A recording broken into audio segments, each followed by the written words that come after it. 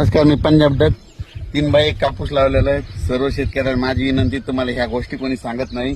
3x1 कापूस वाढला तुम्ही काय करा, शेतात जाऊन बघा.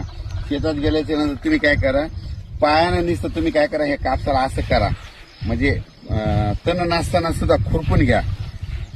तण नसताना जर खुरपिलं ना, तुम्हाला एक सांगतो, हे कापूस काय होतो, हे तुडवल्या जातो. तुडल्यामुळे हे धन उठत आहे, कापसाला नीटी रान लागतं. हे शेतकऱ्याला कोणत्या गोष्टी कोणी सांगत नाही.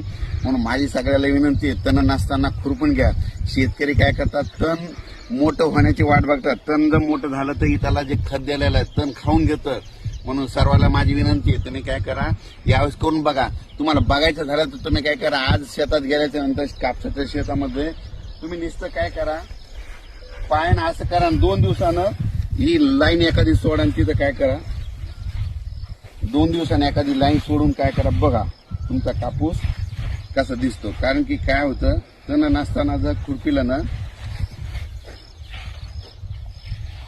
असं करून बघा. वाटलं एखादी लाईन करा, एखादी सोडून द्या, आणि 2 दिवसांनी तुम्ही शेतात जाऊन तुम्ही तुमचंच बघा.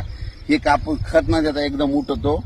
आणि वाटलं शेजाऱ्याच्या आधी तुम्ही काय करा, तुमचा जर शेजारी असेल, शेजाऱ्यांना नसला खुरपल, तुम्ही 2 पानावर जर कापूस झाला तर नुसतं डावता तिथं बघा, तुमचा कापूस उठतो.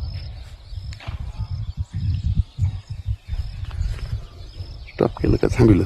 नाही, मी काहीच केलं नाही. टॉप करा.